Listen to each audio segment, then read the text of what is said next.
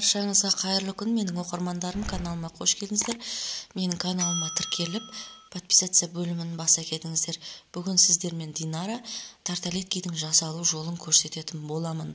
Менің видеомның соңына дейін тамашалап көріңіздер.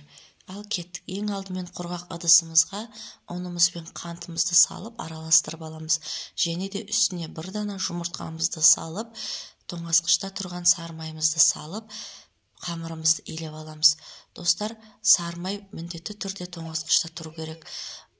Тарталеткидің қамыры дұрыс шықпайтын болады. Осы қамырды көп илеудің қажеті жоқ. Құрамында сарымай бар.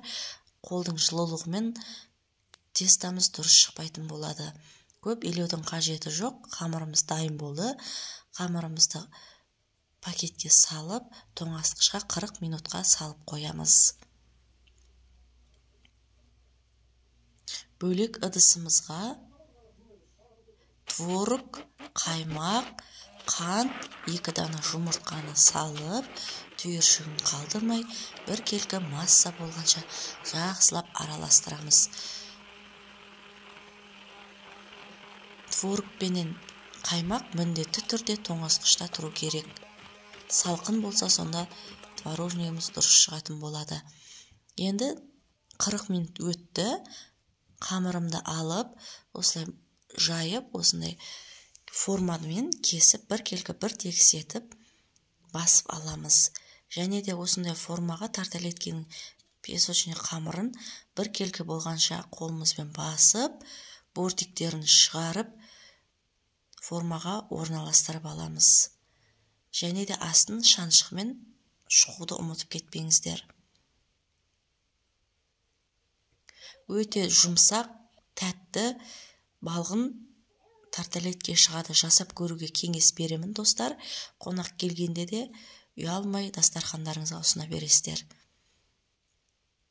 Көп затты қажет етпейді. Мен осы қамырдан 24-25 тарталетке шықты. Менде формасы кішілік, егер үлкен форма болса, аздау шығады.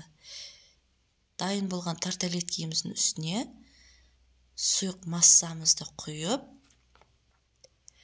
алдын ала пешканы қыздырып алдым. 20-25 минутқа қойып пісіріп аламыз. Және де осы піскен тарталеткелерді 1 сағат көлемінде суытып қоямыз. Бірден тарталеткейді алмаңыздар, өйткені сынып кетеді, жұмсақ болады. Ішіне массасын 1-1,5 ас қасықтан құясыздар. Өз қалауларыңыз бойынша бетін безендіріп аласыздар.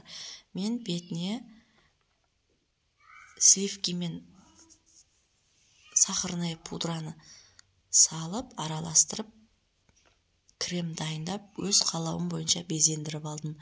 Өздеріңіз білген қалауларыңыз бойынша крем массадан жасап, безендіріп алатын боласыздар. Жасап көруге кеңес беремін. Достар, менің каналыма тіркеліп, қазақша каналымның дамуына үлестеріңізді қоса кетіңіздер. Және де менің видеом ұнаса, өз достарыңызға ұсынып көріңіздер. Қажетті заттарды описание бөлімінде қалдырамын.